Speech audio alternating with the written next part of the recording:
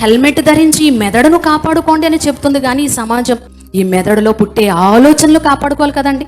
ఈ మెదడును కాపాడుకుంటే కొంతకాలం ఈ భూమి మీద దేవుడిచ్చిన ఆయుష్కాలంలో బ్రతకగలమేమో, కానీ మనం అంతకంటే ముఖ్యంగా దేనిని కాపాడుకోవాలని దేవుడు చెప్తున్నాడు. ఒకసారి చూడండి, సామెతల గ్రంథం 4వ అధ్యాయం 23వ వచనం. ప్రియులారా, నీ హృదయములో నుండి ఏం బయలు వెళుతున్నాయంట? జీవధారలు బయలు వెళ్ళెను గనుక. కాబట్టి అన్నిటికంటే ముఖ్యముగా నీ హృదయమును భద్రముగా కాపాడుకొనుము. దేనితో?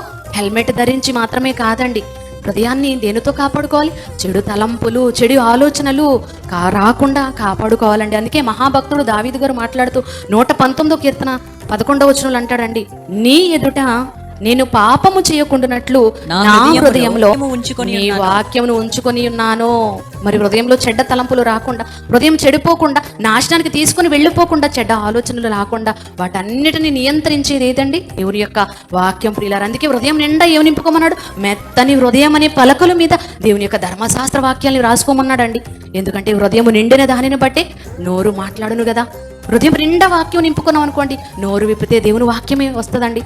హృదయం నుండి జీవధారలు బయలు వెళ్ళను కనుక అన్నిటికంటే ముఖ్యముగా నీ హృదయంను భద్రముగా కాపాడుకోండి అని దేవుడు సెలవిచ్చాడు. ప్రియులారా, హృదయం నుంచి జీవధారలు వస్తున్నాయండి, మరి భద్రంగా కాపాడుకోవాలి ప్రియులారా. ఎందుకంటే హృదయం ఎలాంటిదండి?